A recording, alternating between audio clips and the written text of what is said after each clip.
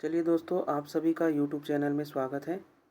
इस नए वीडियो में हम पढ़ने वाले हैं जीन पियाजे, वाइगोत्स्की और कोहलबर्ग के सिद्धांत के जितने भी महत्वपूर्ण प्रश्न हैं, उनमें से ये पहला सेशन है और भी सेशन होगा। तो देखिए, ये जो है वह सी टेट की नींव है ना। जीन पियाजे हो गया, वाइगोत्स्की हो गया और कोहलबर्ग, इसी से सबसे ज़्यादा प्रश्न जो है वह एग्ज़ाम में बनते हैं। ठीक है, तो चलिए हम देखते हैं कि इनके कितने प्रश्न और क्या क्या प्रश्न आए हुए हैं। ठीक है, तो देखिए आज का जो पहला प्रश्न है वो है, जीन पियाजे के अनुसार निम्नलिखित में से कौन सी क्षमताएं पूर्व संक्रियात्मक अवस्था की विशेषता है। यानी कि देखिए, प्री ऑपरेशनल स्टेज की बात हो रही है। यानी कि यहाँ पर बच्चे कितने साल के होंगे, 2 से लेकर के 7 साल के होंगे, है ना। तो बच्चे जो है वह प्रतीकात्मक खेल और जीववाद होंगे, सही बात है। वर्गीकरण और क्रमबद्धता का विकास होता है क्या, नहीं होता है ना। ये होता है मूर्त संक्रिया अवस्था में। ये कब होगा बच्चे में, 7 से लेकर के 11 वर्ष में। ठीक है, संरक्षण और अमूर्त चिंतन, तो देखिए संरक्षण का तो 7 से 11 में होगा और अमूर्त चिंतन जो है वह 11 से 15 में होगा, है ना। या फिर इसको भी हम 11 से ऊपर की अवस्था में कहेंगे। ठीक है, नकल और परिवर्तिता, तो नकल करना और परिवर्ती क्रियाएं जो है वह बच्चा कब करता है, जब बच्चा जो है वह जीन पियाजे के किस अवस्था में रहता है, संवेदी क्रियात्मक अवस्था, है ना। तो उसी का जो चरण है और 6 उपचरण है उसी के अंतर्गत ये आता है। तो ये भी नहीं है, ठीक है, ये भी नहीं है। तो बना कौन सा, ऑप्शन ए यहाँ पर सही होगा। ठीक है, चलिए अगले प्रश्न को देखिए। अगला प्रश्न है, लेव वाइगोस्की के अनुसार बच्चे अपने स्वयं के व्यवहार को किस प्रकार नियमित करते हैं। यानी कि स्वयं के व्यवहार को किस प्रकार नियंत्रित करते हैं। तो देखिए, बच्चे के व्यवहार को नियंत्रित करने के लिए लेव वाइगोस्की ने स्पीच बताए थे, है ना। जिसमें से सबसे पहला आता है हमारा सोशल स्पीच। इसमें बच्चे जो है वह स्वयं को नियंत्रित नहीं करता है, बल्कि क्या करता है, समाज के साथ अंतःक्रिया करता है। एक होता है सोशल स्पीच, ठीक है, सोशल स्पीच। ठीक है, दूसरा क्या होता है, तो दूसरा होता है प्राइवेट स्पीच और तीसरा होता है हमारा इनर स्पीच। तो देखिए यहाँ पर लेव वाइगोस्की किस बच्चे की बात कर रहे हैं, मतलब कि बच्चे जो है वह तीसरी अवस्था, मतलब कि तीसरे भाषा विकास में है, जिसमें बच्चे जो है वह क्या कर रहे हैं, अपने ही व्यवहार को नियंत्रित करते हैं। तो इसे हम आत्मवाक के प्रयोग कहते हैं। चलिए अगला प्रश्न देखेंगे। अगला है हमारा 41 नंबर प्रश्न। देखिए 41 नंबर प्रश्न क्या बोल रहा है,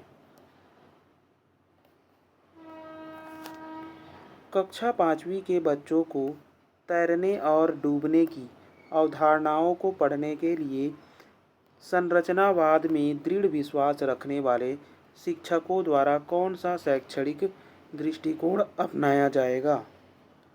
निर्देशित खोज, व्याख्या विधि, वीडियो दिखाना, पावर पॉइंट प्रस्तुति दिखाना। तो देखिए, पावर पॉइंट प्रस्तुति दिखाएंगे कुछ नहीं होगा, वीडियो दिखाने से भी कुछ नहीं होगा, व्याख्या से भी कुछ नहीं होगा। वो क्या करेगा, निर्देशित खोज करेगा और सीखेगा, है ना। चलिए अगला क्वेश्चन देखेंगे। अगला है 142 नंबर प्रश्न। लेव वाइगोस्की के सिद्धांत के अनुसार छात्र के सीखने के अनुभव को बेहतर बनाने के लिए निम्नलिखित में से कौन सा एक अनुशंसित दृष्टिकोण है। ए है छात्रों को ऐसा काम प्रदान करना जिसे वे व्यक्तिगत रूप से प्रबंधित और पूरा कर सकें। दूसरा है छात्रों को ऐसा काम प्रदान करना जो उनकी समझ के वर्तमान स्तर से पूरी तरह असंबंधित हो। तो ये तो गलत हो गया है ना, असंबंधित नहीं होना चाहिए, है ना। छात्रों के वर्तमान स्तर पर आधारित उनको उचित समर्थन और मार्गदर्शन के साथ काम करना। तो देखिए, लेव वाइगोस्की जो है वह क्या बोलते हैं कि बच्चों को हमें उचित समर्थन और क्या देना है, मार्गदर्शन देना है। ठीक है, तो ऑप्शन सी यहाँ पर क्या हो जा रहा है, सही हो जा रहा है। आखिरी जो है वो क्या बोल रहा है, छात्रों को कोई सहायता नहीं देना और उन्हें अपने दम पर संघर्ष, देखिए सहायता देने की बात करते हैं ना लेव वाइगोस्की, तो ये तो कट हो गया। अब बी ऑप्शन क्यों कट हुआ है, तो यहाँ पर पूरी तरह से असंबंधित बोला है इसलिए कट हुआ है। और ए ऑप्शन क्या है, तो छात्रों को ऐसा काम प्रदान करना जिसे वे व्यक्तिगत रूप से, देखिए जबकि प्याजे क्या बोलते हैं कि किसी मोर नॉलेजेबल अदर एमकेओ की सहायता से बच्चा जो है वह किसी कार्य को पूरा करता है ना, तो ये भी कट हो जाएगा। चलिए आगे देखेंगे अगले प्रश्न को। देखिए अगला प्रश्न, हिंज की दुविधा को पेश किए जाने पर अरुणिमा तर्क देती है कि कानून इन परिस्थितियों के लिए स्थापित नहीं किया गया था। इस स्थिति में दावा लेना वास्तव में सही नहीं है, लेकिन यह उचित है। लॉरेंस के कोहलबर्ग सिद्धांत के अनुसार अरुणिमा नैतिक विकास की कौन सी अवस्था पर है, ये हमें बताना है। तो देखिए यहाँ पर अरुणिमा जो है वह किस स्थिति की बात कर रही है, कानून है ना, कानून इन परिस्थितियों के लिए स्थापित नहीं किया गया था। तो वो क्या बता रही है, नैतिकता का विरोधाभास है ना, व्यक्तिगत अधिकार और लोकतांत्रिकता की बात कर रही है। ठीक है, कि हमें क्या नहीं करना चाहिए, मतलब कि हमें खुद के निर्णय नहीं बल्कि हमें नैतिकता दिखानी चाहिए। ठीक है, जो कानून के नियम बने हुए हैं उसके अनुसार। ठीक है, यहाँ पर दंड वाली तो कोई बात ही नहीं हुई है और यांत्रिक उद्देश्य का विनिमय भी नहीं हो रहा है। ठीक है, सामाजिक सरोकार और विवेक की बात नहीं है, यहाँ पर नैतिकता की बात है। ठीक है, चलिए आगे देखेंगे। देखिए 144 नंबर प्रश्न, जागृति को पता चल गया कि उसका कुत्ता रस्टी एक गोल्डन रिट्रीवर है। मतलब कि रस्टी जो जागृति है उसके पास में कौन सा डॉग है, गोल्डन रिट्रीवर है ना।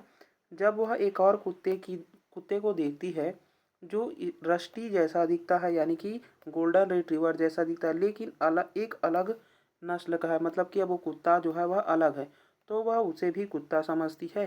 जीन प्याजे के संज्ञानात्मक विकास के सिद्धांत के अनुसार यह किस अवधारणा को प्रदर्शित करिए। अब देखिए इस जागृति के पास में एक कुत्ता पहले से है और दूसरे कुत्ता को देखती है और उसे भी केवल कुत्ता कह रही है, यानी कि एक को तो वो पहले से अपने मन में धारण रखी है और दूसरे को वो क्या क्या कर रही है, फिर से धारण कर रही है। मतलब वहाँ पास वो समायोजन कर रही है ना, क्या कर रही है वहाँ पर, समायोजन कर रही है। चलिए आगे देखेंगे अगला प्रश्न। देखिए 145 नंबर प्रश्न, सामाजिक रचना विधियों यानी कि रचनावादियों के अनुसार अधिगम की प्रक्रिया के बारे में निम्नलिखित में से कौन सा कथन जो है वह सही है, यानी कि सही कथन की हमें चुनाव करना है।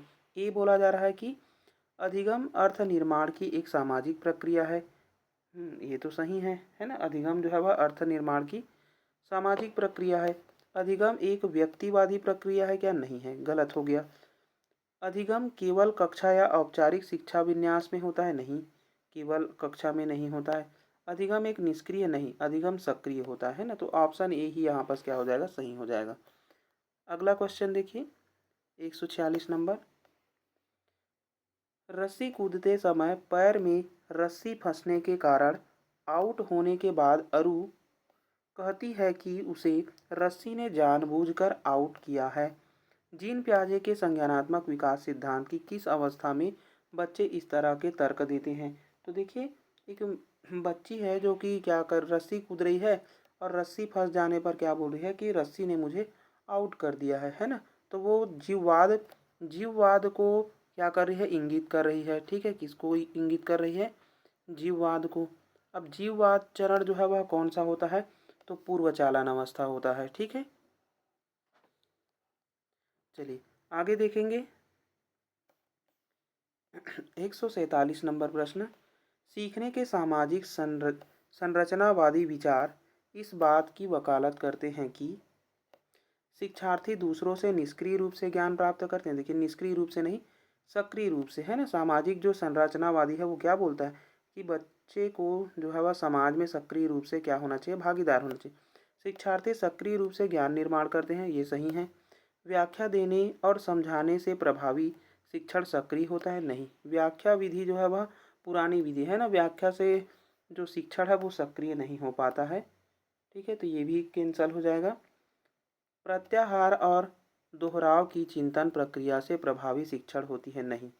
यहाँ पर क्या बोला जा रहा है, सक्रिय, है ना, क्योंकि हम किसके सेंस में लेंगे, लेव वाइगोस्की के सेंस में लेंगे, सामाजिक संरचनावादी। ठीक है, चलिए आगे देखेंगे अगला प्रश्न 148 नंबर। जीन पियाजे के संज्ञानात्मक विकास के सिद्धांत के अनुसार निम्नलिखित में से कौन सी क्षमता मूर्त संक्रियात्मक सोच को पूर्व संक्रियात्मक सोच से अलग करती है। यानी कि हमें क्या बताना है, मूर्त संक्रिया के बारे में बताना है। तो मूर्त संक्रिया इंद्रियों का समन्वय, तो इंद्रियों का जो समन्वय है वो तो पहले ही स्टेज में चला जाएगा, है ना, जिसे संवेदी पेशी कहते हैं, तो ये तो नहीं होगा।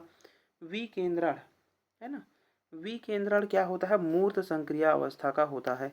परिकल्पित तार्किकता जो है वह, देखिए परिकल्पित तार्किकता यानी हाइपोथेटिकल जो रीजनिंग होता है वो किस में होता है, औपचारिक में होता है, तो ये भी नहीं आएगा। वस्तु स्थायित्व जो है वह पूर्व संक्रिया की बात हो रहा है ना, प्री ऑपरेशनल स्टेज की में होता है ये, है ना, तो ये तो नहीं होगा। होगा कौन, विकेंद्रण, जो कि मूर्त संक्रिया अवस्था में बच्चे जो है वह क्या करते हैं, किसी समस्या के हर एक पहलू को सोच पाते हैं, है ना। चलिए आगे देखेंगे अगला प्रश्न। निम्न में से कौन सा आलंबन की उदाहरण है। आलंबन को ही क्या बोला जाता है, इसके फोल्डिंग बोला जाता है। ठीक है, इसके फोल्डिंग बोला जाता है। अब देखिए इसके फोल्डिंग, बोलकर सोचो, ये बोलता है ना, संकेत और इशारे, प्रश्न, आधा हल किया हुआ उदाहरण, रट कर दोहराव, इसकी बात नहीं करता है। तो देखिए ABCD सही है यहाँ पर, ऑप्शन सी। ठीक है, चलिए आगे देखेंगे अगला प्रश्न 150 नंबर। कोहल वर्ग के नैतिक विकास सिद्धांत के अनुसार किस स्तर पर बच्चे जो है आत्म केंद्रित होते हैं और किसी कार्य को करने में अपना ही लाभ देखते हैं। किसके अनुसार, नैतिक कोहल वर्ग के अनुसार, है ना। यहाँ पर आत्म केंद्रित होते हैं, ठीक है, और किसी कार्य को करने में अपना ही लाभ देखते हैं, मतलब कि खुद का लाभ को देखता है, दूसरे के लाभ को नहीं देखता। ठीक है, मतलब कि ये क्या है, जो चरण 2 है ना, चरण 2 में आता है ये। ठीक है, जिसमें बच्चा जो है वह टिट फॉर टाट करता, मतलब जैसे को तैसा वहाँ पर नैतिकता का चरण दिखाता है। ठीक है, तो ये हो जाएगा पहले स्तर के दूसरे चरण में। ठीक है, ये तो हमारा क्या होता है, दंड एवं आज्ञाकारी में आ जाएगा, तो एक तो होगा नहीं, है ना। और तीसरा चरण जो है वह क्या होता है हमारा, अच्छा लड़का अच्छा लड़की, तो ये भी नहीं है। और तीसरे चरण के जो पांचवें है वो सामाजिक व्यवहार को बताता है, तो ये भी नहीं है। ठीक है, चलिए आगे देखेंगे। देखिए अगला प्रश्न है 151 नंबर। लॉरेंस कोहलबर्ग के नैतिक विकास सिद्धांत में बच्चे कार्यों को उनके परिणाम के आधार पर अच्छा या बुरा समझते हैं। समझने से इस समझ पर पहुंचते हैं कि कानून, जो नियम और कानून नम्य है और बदले जा सकते हैं। ठीक है, तो ये तो सही बोल रहा है ना।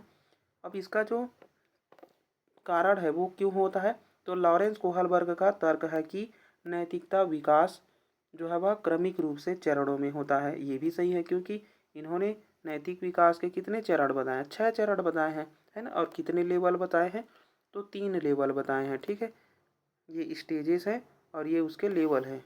ठीक है, तो देखो दोनों ही एक दूसरे की व्याख्या भी कर रहे हैं, तो यहाँ पर क्या हो जाएगा, ऑप्शन ए हो जाएगा सही। चलिए अगला क्वेश्चन देखेंगे। देखिए अगला क्वेश्चन है, लेवाइगोस्की प्रस्तावित करते हैं कि खालिस स्थान बच्चों में स्वनियमन के लिए महत्वपूर्ण होता है। यानी कि स्वयं को निर्देश बच्चा कब देता है, जब वह निजी वाक करता है ना। क्या करता है, निजी वाक करता है। चलिए अगला है, कैरोल गिलिगन ने कोहलबर्ग के नैतिक विकास के सिद्धांत की आलोचना की है। ठीक है, इसको हमने पढ़ा भी है बेसिक में। तो क्यों किया था, नारीवाद दृष्टिकोण के वजह से किया हुआ है। ठीक है, चलिए आगे देखेंगे 154 नंबर प्रश्न। जीन प्याजे के अनुसार पूर्व संक्रियात्मक चिंतन की मुख्य विशेषता में से एक खालिस स्थान है, जो किसी स्थिति के एक पहलू पर ध्यान केंद्रित करने और दूसरे की उपेक्षा करने की प्रवृत्ति को संदर्भित करती है। यानी कि यहाँ पर किसी एक मतलब कि समस्या के एक ही पहलू पर ध्यान देना क्या कहलाता है? केंद्रीयन कहलाता है। ठीक है, और समस्या के हर एक पहलू को ध्यान में देना क्या कहलाता है? विकेंद्रीयन कहलाता है। ठीक है, चलिए आगे देखेंगे। अगला है 155 नंबर प्रश्न। लॉरेंस कोहलबर्ग के नैतिक तर्क के किस स्तर पर बच्चे आमतौर पर मानते हैं कि लोगों को समाज की अपेक्षाओं पर खरा उतरना चाहिए और अच्छे तरीके से व्यवहार करना चाहिए? 155 नंबर प्रश्न। देखिए यहाँ पर बच्चा जो है वह क्या करता है, ने क्या बोल रहा है कि समाज की है ना अपेक्षाओं पर खरा उतरना चाहते हैं और अच्छे यानी कि गुड गुड बॉय और गुड गर्ल की यहाँ पर क्या होती है, अवधारणा को पेश कर रहा है। ठीक है, तो गुड बॉय गुड गर्ल जो है वह किस में आता है? पारंपरिक स्तर के पहले चरण में आता है। ठीक है, चलिए आगे देखेंगे। अगला है 156 नंबर प्रश्न। निम्नलिखित कथनों को पढ़िए तथा सही विकल्प का चयन कीजिए। अभी कथन है, शिक्षकों और साथियों जैसे अधिक जानकार अन्य लोगों के साथ बातचीत शिक्षार्थियों को उनकी समझ और कौशल विकसित करने में मदद करने के लिए आवश्यक समर्थन और मार्गदर्शन प्रदान कर सकती है। ठीक है, लेव वाइगोस्की के अनुसार है ना, ये किस में आ जाएगा? जेड पीढ़ी के अंतर्गत आ रहा है ना। सामाजिक संपर्क सीखने और विकास का एक प्रमुख घटक है, इसीलिए तो लेव वाइगोस्की ने इस चरण को शामिल किया है ना। तो यहाँ पर दोनों ही सही हैं और एक दूसरे की क्या कर रहे हैं, मतलब कि आर जो है वह एक ही क्या कर रहा है, व्याख्या कर रहा है। ठीक है, तो ऑप्शन सी यहाँ पर क्या हो जाएगा? सही हो जाएगा। ऑप्शन डी में यहाँ पर सही नहीं बोला होगा है ना, दोनों ही यहाँ पर सही ले लेते हैं क्योंकि दोनों ही एक दूसरे की क्या है, व्याख्या कर रहे हैं। चलिए आगे देखेंगे। देखिए 157 नंबर प्रश्न। लेव वाइगोस्की के अनुसार खाली से स्थान बच्चों के संकल्पनात्मक योग्यता के विकास में महत्वपूर्ण भूमिका निभाते हैं। लेव वाइगोस्की के अनुसार, लेव वाइगोस्की सामाजिक सांस्कृतिक है ना की बात करता है, मानकीकृत पाठ्यक्रम नहीं होगा, मूर्त पुरस्कार की बात नहीं करते हैं, सहकर्मी सहयोग की बात करते हैं। किसकी बात करते हैं? कोऑपरेशनल है ना लर्निंग की बात करते हैं। ठीक है, सामाजिक अलगाव की बात नहीं करते हैं। आगे देखेंगे। चलिए अगला प्रश्न देखिए 58 नंबर। 4 वर्ष की अर्पणा कहती है कि एक बटन जिंदा है क्योंकि यह उसकी शर्ट को एक साथ बांधने में मदद करता है। जीन प्याजे के अनुसार उसकी सोच की विशेषता है। तो देखिए बटन को उसने क्या कह दिया? जिंदा बोल रहा है ना, जिंदा बोल रही है, बटन को क्या बोल रही है? जिंदा बोल रही है। तो ये क्या है? जीववादी चिंतन को दर्शा रही है। ठीक है, चलिए आगे देखेंगे। देखिए अगला है 159 नंबर प्रश्न। लेव वाइगोस्की के सिद्धांत के अनुसार आंतरिक वाक, आंतरिक यानी कि हो गया इनर, ठीक है, किसकी बात हो रहा है? इनर स्पीच की बात हो रहा है। ठीक है, तो इनर स्पीच बच्चे क्यों करते हैं? ठीक है, बच्चों के लिए अपनी सोच को नियंत्रित करने का एक क्या होता है? ये तरीका होता है। ठीक है, तो ऑप्शन ए ही यहाँ पर क्या है? सही है। बाकी के ऑप्शन देखते हैं। बच्चों के लिए एक काल्पनिक दोस्त के साथ संप्रेषण करने का तरीका है क्या? नहीं है। ठीक है, संज्ञानात्मक अपरिपक्वता का प्रतीक है? नहीं, बल्कि संज्ञानात्मक परिपक्वता का प्रतीक है ना। विकासात्मक देरी का संकेत है? नहीं है, ऐसा हम नहीं कह सकते है ना। चलिए आगे देखेंगे। अगला है 160 नंबर प्रश्न। संज्ञानात्मक विकास के किस चरण में बच्चे अनुकरण करने लगते हैं वह उनमें वस्तु स्थायित्व की योग्यता आ जाती है? अब देखिए वस्तु स्थायित्व जो है वह किस अवस्था में होता है? तो वस्तु स्थायित्व जो है वह होता है, देखिए वस्तु स्थायित्व संवेदी चालक, पूर्व संक्रियात्मक, मूर्त संक्रियात्मक, औपचारिक संक्रियात्मक। तो वस्तु स्थायित्व का जो भाव है वो कहाँ आता है? संवेदी चालक में आता है ना। और जीववाद कहाँ आता है? तो जीववाद जो है वह पूर्व संक्रियात्मक में आता है। ठीक है, चलिए आगे देखेंगे। अगला प्रश्न 161 नंबर। जीन प्याजे के सिद्धांत के अनुसार वह बच्ची जो सूरज को सजीव मानती है क्योंकि वह रोशनी देता है। तो ये क्या है? जीववादी चिंतन है ना, क्योंकि वो सूरज को ही क्या मान रही है? सजीव मान रही है। ठीक है, चलिए आगे देखेंगे। अगला प्रश्न, अगला है 162 नंबर प्रश्न। निम्न में से कौन सी संकल्पना लेव वाइगोस्की द्वारा प्रतिपादित नहीं है? लेव वाइगोस्की समीपस्थ विकास का क्षेत्र यानी कि जेडपीडी की बात करते हैं, पाड़ की भी बात करते हैं, स्कीमा की बात कौन करते हैं? तो पियाजे करते हैं। ठीक है, इसको पियाजे करते हैं, तो ये नहीं होगा, यही गलत है ऑप्शन। सामाजिक अंतःक्रिया की भी बात करते हैं लेव वाइगोस्की। चलिए आगे देखेंगे। अगला है 163 नंबर प्रश्न। लेव वाइगोस्की के सिद्धांत के निहितार्थ के रूप में कौन सा कथन शैक्षिक प्रणाली के लिए सही है? लेव वाइगोस्की के अनुसार, है ना, विद्यार्थी में सहयोग के बजाय प्रतिस्पर्धा को प्रोत्साहित करना। देखिए, प्रतिस्पर्धा को हमें प्रोत्साहित नहीं करना है ना। वांछनीय व्यवहार को इनाम द्वारा, देखिए इनाम द्वारा बढ़ाना नहीं, इनाम द्वारा बढ़ावा देना, व अवांछनीय व्यवहार को सजा द्वारा घटाना, इसकी बात नहीं करता है लेव वाइगोस्की। उपर्युक्त इशारे संकेत प्रदान कर विद्यार्थी को पाठ या आलंबन देने की बात करते हैं वाइगोस्की, है ना। उद्दीपन व प्रतिक्रिया के बीच अनुबंधन को प्रोत्साहित कौन करता है? देखिए, ये तो एसार थ्योरी है ना, और एसार थ्योरी किसने दिया है? थॉर्नडाइक ने दिया है, तो ये तो थॉर्नडाइक की बात है। चलिए आगे देखेंगे। अगला है 164 नंबर प्रश्न।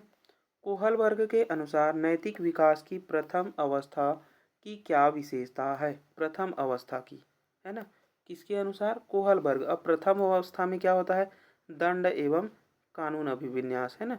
तो देखिए, नियमों को निश्चित और निरपेक्ष रूप में देखना, पहला हो गया। दूसरा है दूसरों का स्नेह और आमोद बनाए रखना, तो ये तो चरण 2 में आ जाएगा। ठीक है, तो ये नहीं होगा।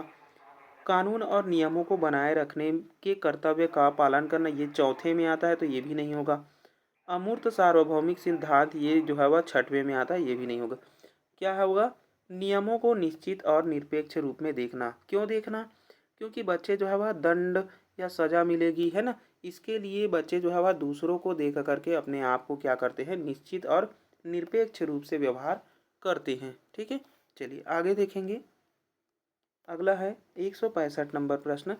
जीन पियाजे के संज्ञानात्मक सिद्धांत के अनुसार विकास का पहला चरण है। विकास का पहला चरण क्या कहलाता है? संवेदी गामक।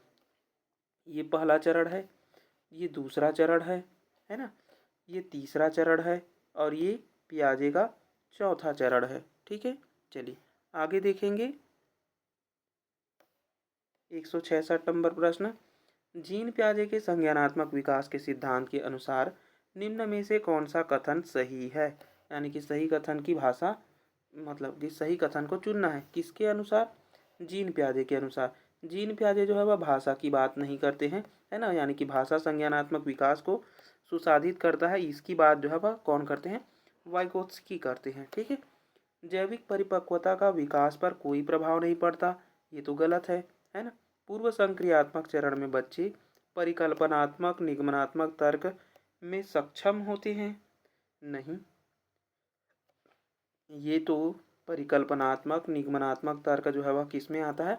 औपचारिक संक्रियात्मक अवस्था में, है ना, अंतिम अवस्था में। मूर्त संक्रियात्मक चरण में बच्चे जो है वह वर्गीकरण क्रमबद्धता को समझते हैं, ये सही है। ठीक है, चलिए आगे देखेंगे। अगला क्वेश्चन है 167। अनिल अपनी गतिविधियों को इस तरह निर्देशित करता है जिससे वह अपने माता पिता से पुरस्कार पा सके। लॉरेंस कोहलबर्ग के सिद्धांत के अनुसार वह नैतिक स्तर के किस स्तर पर है? अब देखिए, पुरस्कार पाने के लिए, है ना, यानी कि दंड से बचने के लिए बात हो रहा है।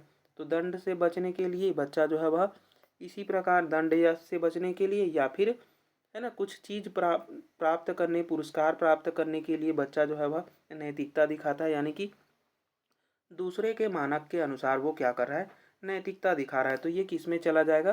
पूर्व परंपरागत यानी कि प्री कन्वेंशनल स्टेज में चला जाएगा। ठीक है, चलिए आगे देखते हैं। अगला है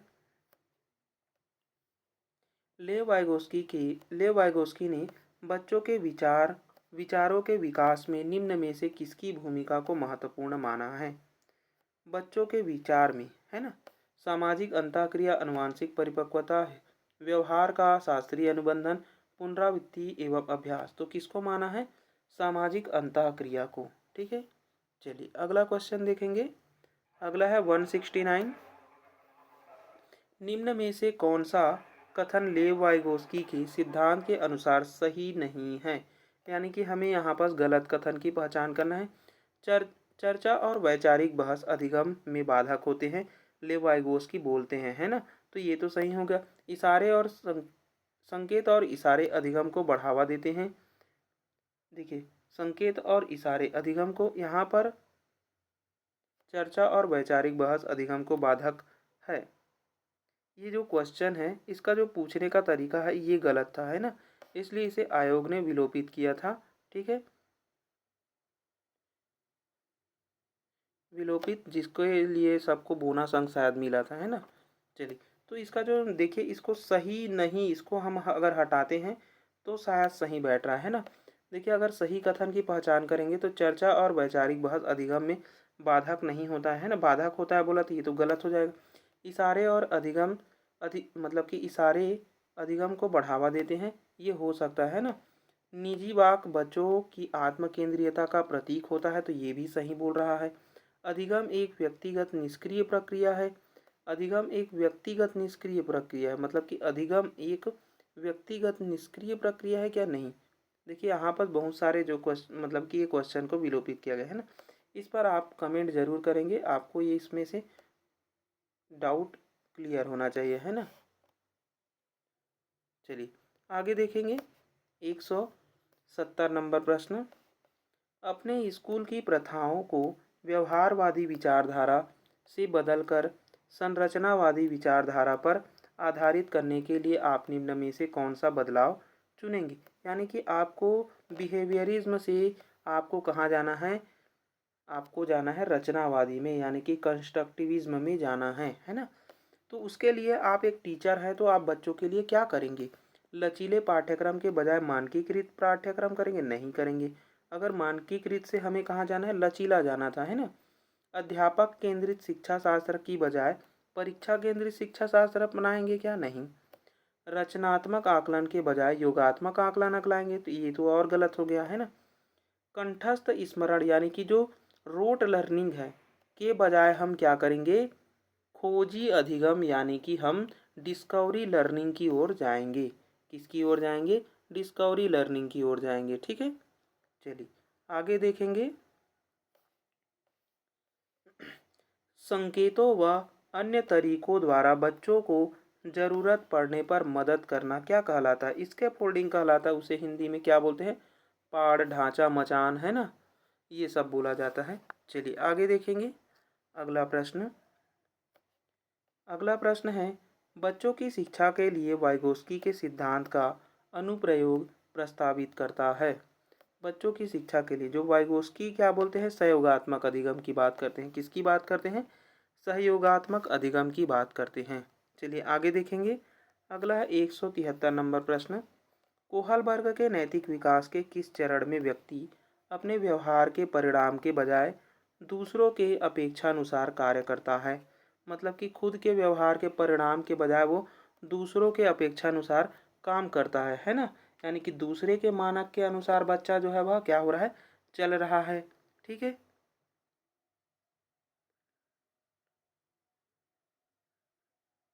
तो यहाँ पास क्या हो जाएगा? वो एक नियम है ना, नियम को मानना चाहता है। यानी कि जो भी कानूनी नियम बनाए गए हैं उन उन नियमों को वो क्या कर रहा है? यहाँ पास मान रहा है। ठीक है, तो वो ये किस चरण में आ जाएगा?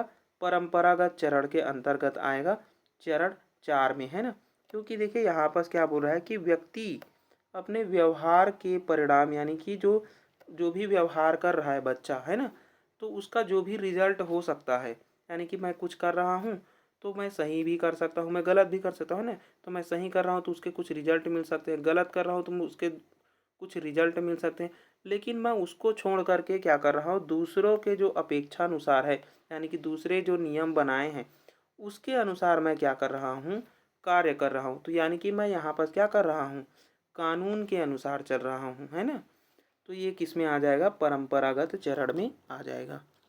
चलिए आगे देखेंगे। अगला हो जाएगा हमारा 176 नंबर प्रश्न। जीन प्याजे के संज्ञानात्मक विकास के सिद्धांत के अनुसार अधिकांश बच्चे किस अवस्था में वस्तुओं को श्रेणियों में व्यवस्थित करने में सक्षम होते हैं। तो देखिए श्रेणीयन करना है ना, मतलब कि देखिए श्रेणी करना बच्चे में कब आता है, जब बच्चा जो है वह किस अवस्था में रहता है, मूर्त संक्रियात्मक अवस्था में रहता है ना। किस अवस्था में रहता है बच्चा, मूर्त संक्रियात्मक अवस्था। इसकी ही विशेषता है ना। चलिए आगे देखेंगे। अगला है 177 नंबर प्रश्न। देखिए 177 नंबर प्रश्न क्या बोल रहा है, खाली स्थान का प्रयोग जीन पियाजे द्वारा संज्ञानात्मक मानसिक अवधारणाओं के वर्णन के लिए किया गया है। किसकी बात कर रहा है, जीन पियाजे की।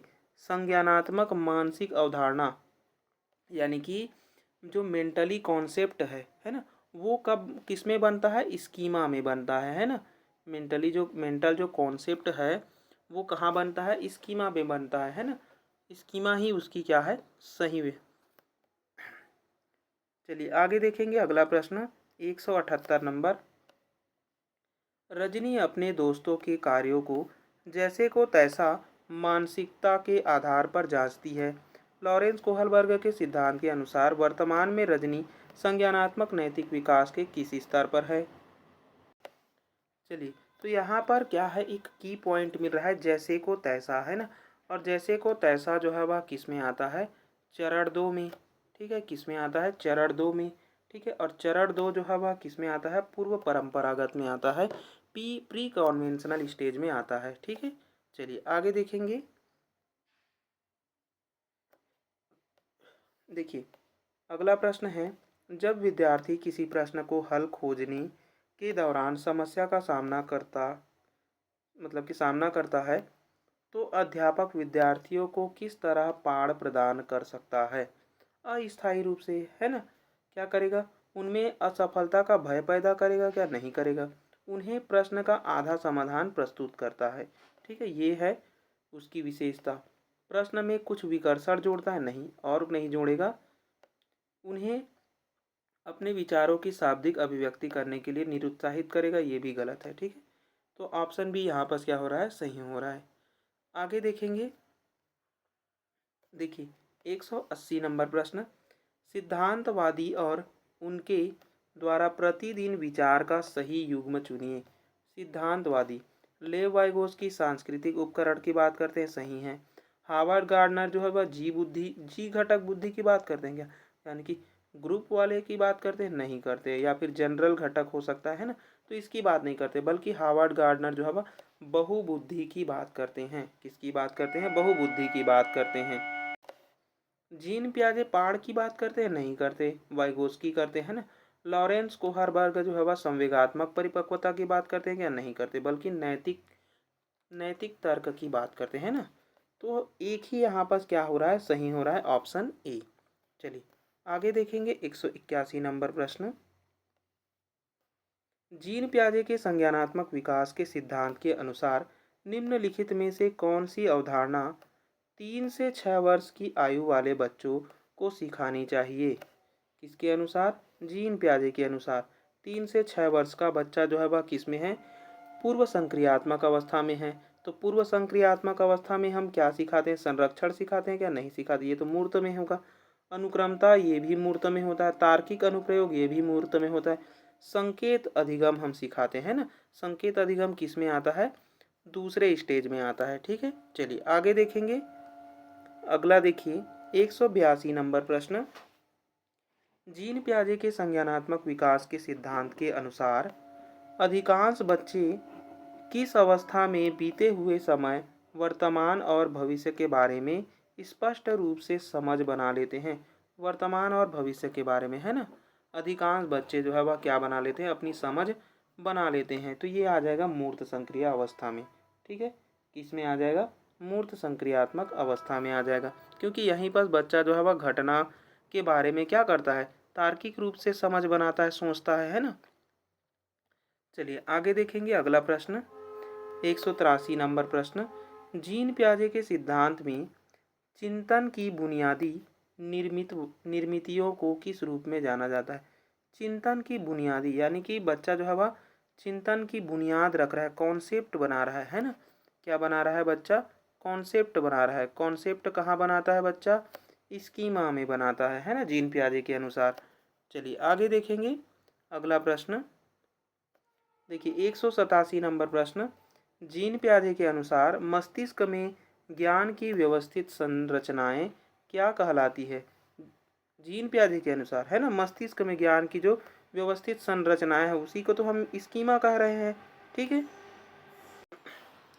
चलिए अगला प्रश्न देखेंगे। अगला है 188 नंबर प्रश्न, समीपस्थ विकास का क्षेत्र जिसे हम जेड के नाम से जानते हैं, क्या जानते हैं, Z, zone of proximal development बोलते हैं। ठीक है, अधिगम के संप्रत्यय की चर्चा निम्न में से किसने की है। तो जेड की बात कौन करते हैं, लेव वाइगोस्की करते हैं। ठीक है, चलिए आगे देखेंगे। अगला है 189 नंबर प्रश्न, चिंतन प्रक्रिया का वर्णन करते हुए लेव वाइगोस्की स्पष्ट रूप से खालिज स्थान की महत्ता पर जोर डालते हैं। संस्कृति, परिपक्वता, नकारात्मक प्रतिपुष्टि और पुनर्बलन। पुनर्बलन की बात जो है वह क्लार्क हल करते हैं या फिर स्किनर करते हैं ना। परिपक्वता की बात जो है वह पियाजे करते हैं, है ना, तो ये भी नहीं है। नकारात्मक प्रतिपुष्टि ये भी नहीं है। तो किसकी बात करते हैं, लेव वाइगोस्की संस्कृति, भाषा, समाज की बात करते हैं ना। चलिए आगे देखेंगे। अगला है 190 नंबर प्रश्न, निम्न में से किसने बच्चों और वयस्क में नैतिक तार्किक का वर्णन करने के लिए विकास चरणों का एक क्रम सुझाया है। तो देखिए नैतिक विकास की बात हो रहा है और नैतिक विकास का सिद्धांत किसने दिया है, लॉरेंस कोहलबर्ग ने। ठीक है, चलिए अगला प्रश्न देखेंगे। अगला प्रश्न है 191 नंबर, जीन पियाजे के संज्ञानात्मक विकास के सिद्धांत के अनुसार निम्न में से किस चरण पर बच्चे वस्तुओं को वर्णित करने यानी कि वर्गीकृत करने के लिए क्या करते हैं, संकेत यानी कि सिंबल्स का इस्तेमाल करते हैं। और सिंबल और जो चिन्ह होते हैं, है ना, सिंबल और चिन्ह का प्रयोग बच्चे कहाँ करते हैं, पूर्व संक्रियात्मक अवस्था में करते हैं। ठीक है, चलिए आगे देखेंगे। अगला है, निम्नलिखित में से कौन सा सिद्धांत सीखने की प्रक्रिया में चर्चा, वाद विवाद को बहुत महत्व देते हैं। तो देखिए चर्चा और वाद विवाद की बात कौन करते हैं, लेव वाइगोस्की करते हैं, है ना। चर्चा और वाद विवाद की बात कौन करते हैं, लेव वाइगोस्की करते हैं। ठीक है, चलिए अगला प्रश्न देखेंगे। देखिए अगला है, एक विद्यार्थी को किसी सवाल से जूझते देखकर उसकी अध्यापिका उस सवाल की भाषा को सरल करने और कुछ संकेत देने का निर्णय लेती है। लेव वाइगोस्की के सिद्धांत में इसे क्या कहा जाता है, संकेत देना, है ना, हिंट देना, ये सभी क्या होता है, इसके फोल्डिंग होता है। क्या होता है, इसके फोल्डिंग होता है। ठीक है, इसको हमने जो छोटा सा थ्योरी पढ़े उसमें हमने पढ़ा है ना, जितने भी मोस्ट इम्पॉर्टेंट पॉइंट थे उसको हमने देखा है उसमें। चलिए आगे देखेंगे। देखिए अगला है, लॉरेंस कोहलबर्ग ने बच्चों एवं वयस्कों में नैतिक तर्क का मूल्यांकन के लिए किसका उपयोग किया। चलिए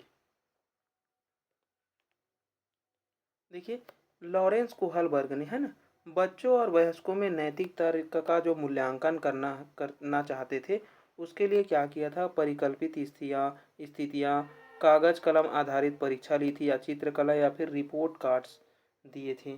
तो देखिए यहाँ पर परिकल्पित स्थितियाँ दी थी, है ना, क्या दी थी, परिकल्पित स्थितियाँ दी थी जिसके कारण बच्चे का मूल्यांकन किया जा सके, है ना। कागज कलम ये नहीं है, चित्रकला भी नहीं है, ना ही रिपोर्ट कार्ड्स है। ठीक है, चलिए आगे देखेंगे। अगला प्रश्न 195 नंबर, रचनावाद का समर्थन करने के लिए किसे महत्व देते हैं। रचनावाद, कंस्ट्रक्टिविज्म की बात कर रहे हैं ना, तो कंस्ट्रक्टिविज्म को समर्थन देने के लिए हम किसकी बात करते हैं, बाल केंद्रित पाठ्यचर्या की। ठीक है, बाल केंद्रित बेस्ड है ना। सांस्कृतिक रूप से अनुत्तरदायी शिक्षण शास्त्रीय प्रविधियों को, तो ये तो गलत हो गया। व्यक्तिगत विभिन्नताओं को अनदेखा करना है, क्या नहीं करना है। चिंतन को अभिसारी नहीं करना है, अपसारी करना है। ठीक है, तो यहाँ पर सही आंसर क्या हो जाएगा, ऑप्शन ए हो जाएगा। आगे देखेंगे। अगला प्रश्न 196 नंबर, जीन पियाजे के संज्ञानात्मक विकास के सिद्धांत के अनुसार बच्चे किस अवस्था में चिंतन को मानसिक रूप से परिवर्तित कर सकते हैं। यानी कि चिंतन को मानसिक रूप से परिवर्तित कर रहे हैं ना, मतलब कि बच्चे किसी घटना को देखते हैं और उसको मनन चिंतन करते हैं, यानी कि एक मस्तिष्क में अपना चित्र बनाते हैं। तो ये होता है मूर्त संक्रियात्मक अवस्था में। कहाँ होता है? मूर्त संक्रियात्मक अवस्था में। आगे देखेंगे अगला प्रश्न। जीन पियाजे के अनुसार हमारे मौजूदा स्कीमा में अनुभवों को लगातार सम्मिलित करने की प्रक्रिया को खालिस स्थान कहा जाता है। तो देखिए हमें क्या करना है, अपनी मौजूदा स्कीमा में क्या करना है, सम्मिलित करना है। और ऐड करने की बात कौन करता है? एसिमिलेशन करता है ना। ऐड करना मतलब कि हो गया समावेशन, जिसे हम एसिमिलेशन कहते हैं। समायोजन एकोमोडेशन क्या होगा? जब हम ऐड भी करेंगे और उसमें कुछ परिवर्तन करेंगे तो वो हो जाएगा हमारा समायोजन। ठीक है।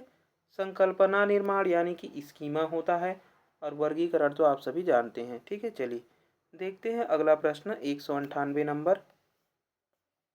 जीन पियाजे के अनुसार नई जानकारी की समझ बनाने के लिए मौजूदा स्कीमा में बदलाव प्रक्रिया क्या कहलाती है? अब देखिए यहाँ पर क्या है, स्कीमा में हमें ऐड करना है, लेकिन क्या करना है? बदलाव करके। ठीक है, बदलाव की प्रक्रिया। तो बदलाव की प्रक्रिया को ही हम क्या कहते हैं? समायोजन कहते हैं। देखिए यहाँ पर दोनों में ही समायोजन दिया हुआ है, ए और बी में, तो आप किसी भी को टिक कर सकते हैं यहाँ पर। चलिए देखते हैं अगला प्रश्न। चलिए, समीपस्थ विकास का क्षेत्र संप्रत्यय निम्न में से किसने प्रतिपादित किया है? अब देखिए जेड-पीडी को किसने दिया, और जेड-पीडी किसका तत्व या है ना, किसके द्वारा दिया गया है? तो लेव वाइगोस्की के द्वारा दिया गया है। ठीक है, चलिए आगे देखेंगे 200 नंबर प्रश्न। देखिए 200 नंबर में हम पहुंच गए हैं ना। लेव वाइगोस्की ने विकास को खालिस स्थान से में बदलाव के रूप में परिकल्पित किया है। यानी कि लेव वाइगोस्की ने स्कीमा की बात तो नहीं करते, प्याजे करते हैं ना, सामाजिक स्तर पर सहयोगी क्रियाओं से अनुग्रहित प्रक्रियाओं में बदलाव के रूप में परिकल्पित किया, या फिर अनैच्छिक। तो अनैच्छिक स्कीमा की बात प्याजे करते हैं, व्यक्तिगत क्रियाओं से ये भी नहीं होगा। तो अब बचा क्या? ऑप्शन बी ही यहाँ पर क्या हो जाएगा? सही हो जाएगा 200 नंबर प्रश्न का। ठीक है, चलिए यह है आज का लास्ट प्रश्न हमारा 201 नंबर, जिसका आंसर आप लोग स्वयं देंगे, है ना।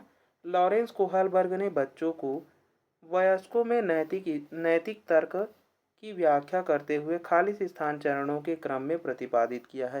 यानी कि लॉरेंस कोहलबर्ग ने नैतिक जो विकास के सिद्धांत दिए उसमें कितने चरण है ये पूछा जा रहा है। ठीक है, तो आई होप इसका आंसर आप लोग कमेंट ज़रूर करेंगे। ठीक है, और ऐसे ही पढ़ने के लिए चैनल को लाइक शेयर एंड सब्सक्राइब ज़रूर करें। धन्यवाद।